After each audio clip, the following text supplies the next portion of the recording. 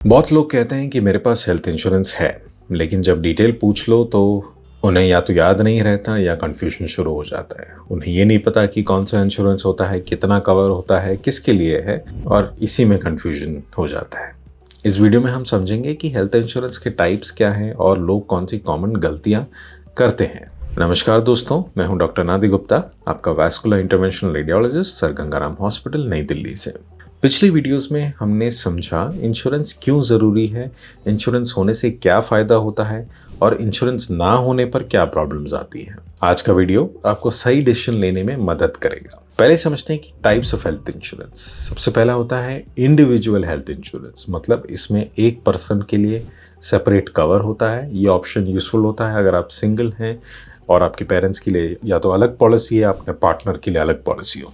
दूसरा टाइप है family floater. India में सबसे कॉमन फैमिली फ्लोटर पॉलिसी ली जाती है।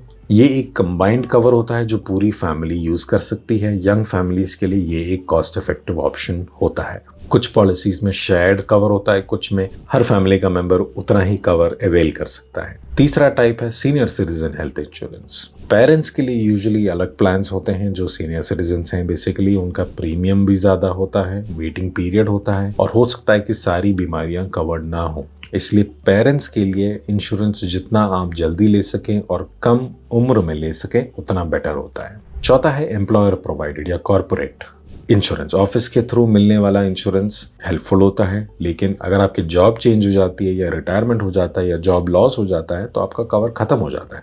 इसलिए सिर्फ कॉर्पोरेट इंश्योरेंस पर डिपेंड मत रहिए। अब समझते हैं कि कुछ कॉमन गलतियां जो लोग करते हैं जब इंश्योरेंस लेते हैं। सबसे पहला है कि सस्ता प्रीमियम देखना। सबसे कम वाला प्रीमियम का हेल्थ इंश्योरेंस लेने का मतलब ये नहीं है कि वो बेस्ट है। हॉस्पिटल का बिल प्रीमियम के हिसाब से नहीं आता। दूसरी गलती है कि वेटिंग पीरियड को इग्नोर करना। कुछ बीमारियों के लिए वेटिंग पीरियड होता है। पॉलिसी लेने के बाद तुरंत सब कवर हो जाता है, ऐसा नहीं है। तीसरी गलती, कवरेज कम रखना। अंडर इंश्योरेंस या कम इंश्योरेंस लेना एक बहुत ही साइलेंट और डेंजरस प्रॉब्लम है। कवर का एम सिर्फ एडमिशन नहीं, मीनिंगफुल प्रोटेक्शन होना चाहिए। चौथी गलती, सिर्फ ऑफिस इंश्योरेंस या कॉर्पोरेट इंश्योरेंस पर डिपेंड रहना। ये जब तक आपकी जॉब है तब तक ही आपकी इंश्योरेंस कवर्ड रहती है। पांचवी गलती, पॉलिसी डॉक्यूमेंट ना पढ़ना। एक्सक्लूजन्स, रूम का रेंट का लिमिट, को पेमेंट लिमिट, क्या बीमारियां कवर्ड हैं, क्या नहीं कवर्ड है, ये सब पढ़ना बहुत ज़रूरी है। एक सिंपल रूल समझिए कि हेल्थ इंश्योरेंस लेने से